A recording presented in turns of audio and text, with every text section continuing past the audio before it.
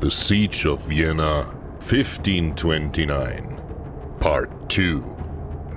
In the last episode, we inspected causes and the beginning of the Siege of Vienna. We took a look at how the Ottoman troops assembled and marched through Eastern Europe, finally reaching the gates of said city. This march alone resembled a battle. Pouring rain, which according to the sources washed away horses, a lack of provisions, poor conditions of supply. This march would be 4 months of hardship and pain. The starting conditions of this siege were clearly not in the favor of the Ottomans, let alone the fact that the siege began on September 27th, quite late in the year. But Sultan marched too far and suffered too much, or rather his men suffered too much to just turn around without a fight. Pride compelled them to attack. Moreover, they underestimated their foe and reckoned that Vienna would be easily stormed. Given his sheer numerical superiority, the Sultan may have thought the Viennese people would surrender without struggle, but such thing did not happen. Any man who stretched his head over the battlements of the old Viennese walls had an astonishing sight. The Ottoman Empire had come. 100,000 men, maybe more. Countless people scurried on the fields in front of the city. These walls were quite old, ancient almost, built in the 13th century. An accident made them possible, which one could not even make up. On his way back from the Holy Land, Richard the Lionheart shipwrecked and had to go on land.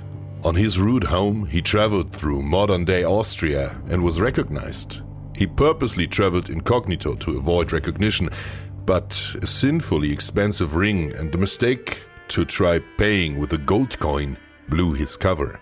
Leopold of Austria took him prisoner and demanded an astronomical sum as a ransom. It was an outrageous crime to take crusaders as prisoners, but a lucrative crime to be sure. 100,000 mark of silver in exchange for the king. 20,000 of that ransom for the Duke of Austria. This fortune was used to generously expand Vienna and build its famous ring walls in the 1220s. Exactly these were the walls which the Ottomans would face 300 years later. The walls were severely outdated in 1529. No real bastions, relatively thin, and not designed to hold up against cannon fire. With their heavy cannons, the Ottoman artillery could have blown the walls into debris. However, they had to abandon all those heavy cannons in the muddy puddles on their marching track. Only their light cannons could be brought, and with them they could not even breach the outdated walls of Vienna. Nevertheless, the Ottomans fired their entire artillery. On September 27th, the siege of Vienna had begun. The Ottomans set fire to the bridge across the Danube to prevent sallies. The walls could not be breached by the small caliber cannons. In the beginning, the cannonballs which flew into the city caused massive damage when they hit the hard pavement, but the Viennese were smart enough to dig all the streets open, allowing the cannonballs to sink into the soft dirt and remain there without causing too much significant damage. So it was all for nothing? No, it was a distraction, a feint. The real attack of the Ottomans did not come from the north, not from the south or the west or the east. It came from beneath. As proven impressively in previous sieges, the Ottoman sappers were masters of tunneling. If you cannot go through nor over the wall, you can go under it. Their plan was to dig mines towards the city. Then they would, so their plan, place huge amounts of explosives right underneath the walls and blow them up. Through these breaches, they would storm the city, where the outnumbered Viennese would be sitting ducks. The calculation was easy. If the Sultan breached the walls, the game was over. The offer of capitulation Suleiman made was declined, because the Viennese people had heard of atrocities committed by the Ottomans in spite of capitulating. So they would fight or die. On the surface, the cannon shots echoed from both sides. Suleiman's artillery was far superior. about 300 cannons against the 72 of the Viennese. Meanwhile, the Ottoman tunnelers dug towards the city. With lambs and pickaxes, they sought to conquer Vienna, and the Viennese knew about their plans. And the experienced commander Sultan had barrels of water set up everywhere in the city. Thanks to the vibrations on the surface of the water, the Viennese could see where the Ottomans came from. Then they could dig towards them and fight bloody battles underneath the surface. Gunpowder was too dangerous to be used in there, for the burning matches could light up all the explosives and blow up the tunnels. So they had to fight with bladed weapons. Lances, sabers, axes, knives. It was fighting like in the Middle Ages. The battle in the darkness of those mines is said to have been uncommonly bloody. In this pitch-black darkness, one had to feel the way ahead and hack into the shadows at the slightest sound. The psychological strain of the soldiers on both sides must have been enormous. In the wet darkness, the fate of Vienna would be decided. A single tunnel exploding and breaching the walls could mean the fall of Vienna. It was all or nothing in those dark tunnels. Despite their rather ridiculous numerical inferiority, the Viennese morals were excellent. They had less of everything: men, animals, food, material. They were able to get 17,000 Landsknechts into the city before the perimeter of the siege was closed, so they were outnumbered only 5-1, at least. But time was on their side, just as the weather was. Also, a good part of the Ottoman army consisted of retinue, and about 1/3 were sipai, heavy riders. How high can an Ottoman horse jump? In a siege, cavalry is rather useless. Last but not least, their scarce resources were dwindling fast.